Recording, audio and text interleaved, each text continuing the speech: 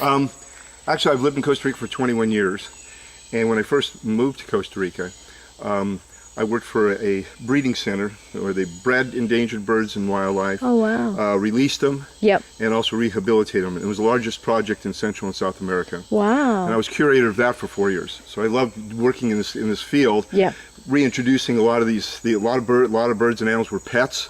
We rehabilitated them. We were able to release them back. The ones that we couldn't release back, we would breed them and then take their babies and release them. And that's what we've done in the local forest, even around here. So I did that for about 4 years, but I also, people would come visiting, and I'd go with them and take them out into the rainforest and show them things. And I realized I really love being in the rainforest because it's such an incredible place and all the interaction that goes on. That's where my real love is. So now I am full-time where I just do guiding in the rainforest. So now I'm considered an interpretive naturalist. Oh, wow. Which is someone that is, it's actually a fancy name for a nature guide. Yep. But that's what I do.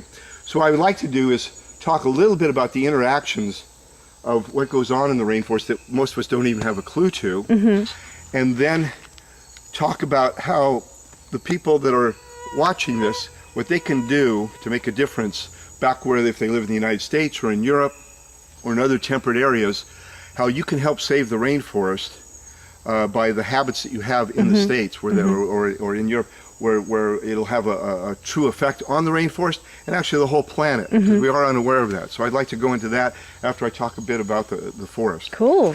Now here's a real interesting example. We have this big log here.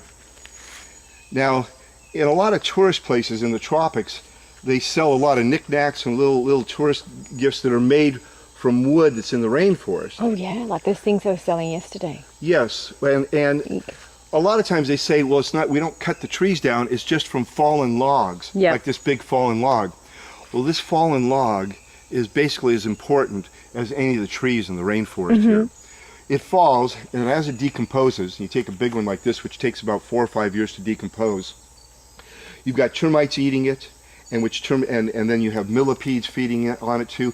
You have thousands of different little creatures that are living off of this fallen log.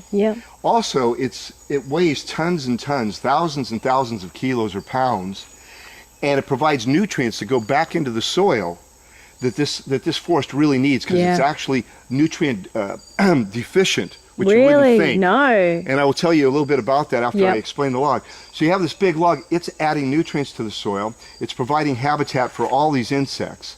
And then, for instance, like certain worms are feeding on this, or larvae, then an anole, a little lizard, comes by and eats that. And then a snake comes by and eats that lizard, and then a bird comes by and eats the snake. Wow. So this log really plays such an important role in the rainforest. Without it, we wouldn't. That's part of what the rainforest is made of. So, if you're ever shopping and they say it's wood from fallen trees in the rainforest, I highly recommend not to even buy that, because it does have a true influence. See, I never even looked at it like that, but it makes so much sense now that you've explained it. Yes, and then also it's the big trees. A real good example is there's a beetle here. It's about this big. It's called the rhinoceros beetle, and it's endangered. And the reason it's endangered is it needs very big logs to lay its egg. The larva takes about 4 years before it turns into a beetle. Whoa. Well, if you don't have a big enough log, the log decomposes too quickly, and the larva never lives. So the bigger the log, the better chance that a rhinoceros beetle will reach maturity, where it won't with smaller logs. So it is, these logs are just extremely important. And there must be some like ethical companies that are going around taking the fallen wood and saying it's okay. Yeah, and part of the problem too is if you're going to haul out a big log, you're going to do damage to the forest anyway. Course, yeah. You know, you're going to be destroying other new little trees that are growing up. There are farms in the tropics, like here in Costa Rica we have these teak farms. We have another hardwood called pachote, and they grow those. And that is the best sustainable way to be using wood products, is these farms that were once maybe pastures where cattle were or whatever, and it's just useless land anymore. So if they grow crops like that or trees like that, and then make wood products out of it, and you can get a guarantee of it, then that's the way to go. If you're going to buy products, you want to buy like teak, which is not native here, but it grows really well. It's a great hardwood. It makes for good things too, furniture or whatever. So it's really nice. With I think when people come to this country, they you know, if they're driving or flying, they see so much rainforest compared to where they're from. And they think, wow, this place mainly is rainforest. Yes. But obviously, before humans came here, most of it was covered. Is that right? Yes, in fact, it's phenomenal because Costa Rica has probably still about 28% of the rainforest that it had. This country, this country was all rainforest. Wow. I mean, 100%. Everywhere you look, I mean, even San Jose, downtown San Jose, was jaguars walked through there at one time. You're kidding. So everywhere you go where you see open land, it has been harvested. And even more so in the past 50 years or so, once the chainsaw was introduced. Yeah. It caused so much destruction. But no, the whole entire country was completely rainforest, but different types too. There's like 14 different types of rainforest in Costa Rica, which is pretty remarkable. I want to share with you too something about some live trees. They're so big. That are living in the rainforest. You can see they've got very big buttresses. They're enormous, and they play such an important role. The question I ask people is, do you take a guess about how much water this tree drinks every day? Oh, so much. Each one drinks about 100 gallons of water a day, just to survive. And the interesting thing is, in the afternoon, the water goes up the tree, dissipates into the leaves, and then it evaporates out the leaves. And doing this process, it causes its own climate here. Oh, that's why there's mist always. Yes, above or if you look, there's across the Gulf here is the Osa Peninsula, which is one of the most biodiverse places in the entire planet. And this area also it's a wet tropical forest, and wet tropical forests are the most biodiverse places on the planet. But if you look out there on this peninsula, there's almost always clouds above it. And around the ocean part, there isn't. And it's because the forest is making up its own climate. Because it's actually producing all these clouds with all the evaporation that's coming out and transpiration that's coming out of the leaves. Wow. So once you start cutting down big trees like this, you're getting rid of all that, and it changes the whole climate of the rainforest, and it winds up destroying it because the rainforest starts desiccating, drying out, and so the trees play such an important role. Now the other interesting thing is if you take a forest like this, compared to a forest, a temperate forest in the cooler zones, again, like in the States and in Europe and stuff, if you take a hectare of land, which is 2.5 acres, in one of those forests you'll find about 5 or 6 species of trees. So if you cut down the forest, it's fairly easy to kind of replant that. Yep. Of course, you can't always duplicate the plants and stuff, so it's not exactly the same, but you can replant it so that it'll grow back similar to it. In the rainforest, in 2.5 acres or 1 hectare of land, generally there's 50 to 100 species of trees just in 2.5 acres. Wow. So you can imagine cutting that down and then trying to duplicate that again. Yeah, it's impossible. So when we cut rainforest down, it's extremely difficult for it to come back, and it can take hundreds of years. And unless it's still located next to a rainforest, some of those, if it isn't, some of those trees will never be there because they won't get the seeds dispersed over there. Wow. This area of Costa Rica is one of the most biodiverse places on the planet. And they did a study in Corcovado National Park, which is across the bay here. They took 2.5 acres or a hectare of land, and they counted 232 species of trees just in 1 hectare of land. Whoa. Which so far there's only one other place, I think, in Ecuador that has actually got more diversity than that. Wow.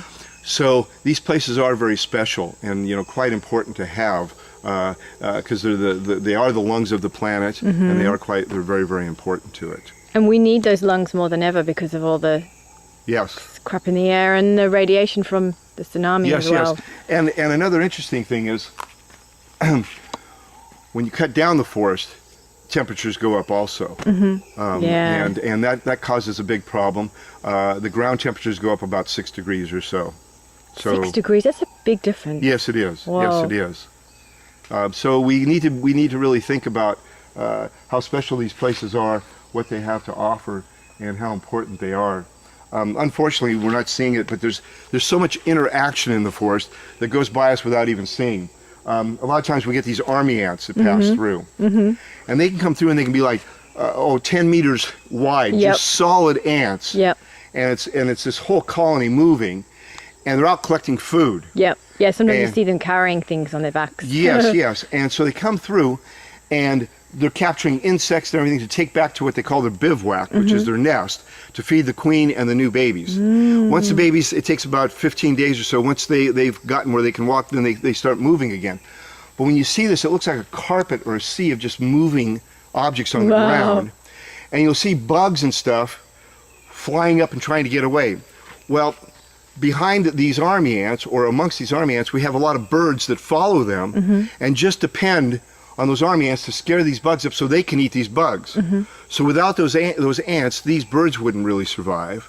And then once they go completely through the forest, right behind them are a couple species of butterflies, and they actually feed on the droppings of the birds because they have certain minerals in them that are really important. So that's kind of part of the interconnectedness, you know, in the rainforest, how everything needs everything. It's just like the fallen tree, what an important role the ants are.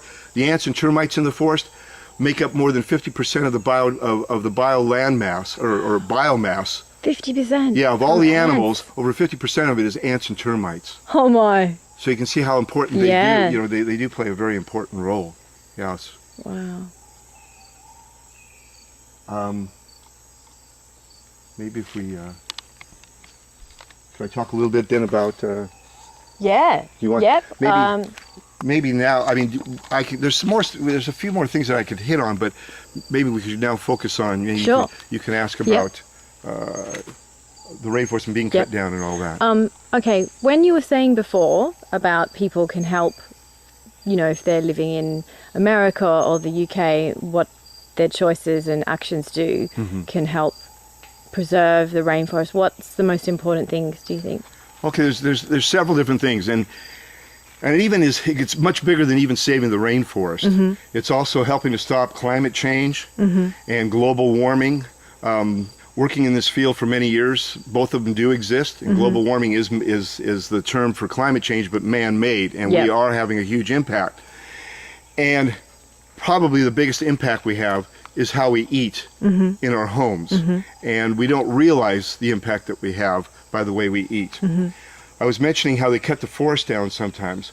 Well, in Costa Rica, from Costa Rica all the way up to Mexico, which is Central America, on the Pacific side, it's basically all dry tropical forest. 97% of that dry tropical forest has been cut down. 97%? Yes. I mean, there's 3% of this dry tropical forest that still exists on the Pacific side. So then the question is, why is it cut down? And some people say, oh, maybe it's because to build homes or to farm or whatever. The big majority, the vast majority of it is to raise cattle. So they're raising cattle, they're cutting down the forest. 97%, you have this swatch of land of Central America where the temperature has gone up 6 degrees. That in alone is causing a global warming. Then there's areas in Indonesia, in the Amazon, in the Congo, areas much grander than that they're also cutting down. And again, it's basically to raise cattle, because as long as the population increases and we continue to eat meat, we're going to have to raise more cattle and chop down more areas to provide food for them. A lot of that is actually exported to Europe and to the States, and predominantly fast food. Yeah. So that plays a role. McDonald's. But even if you don't eat fast food, even if the cows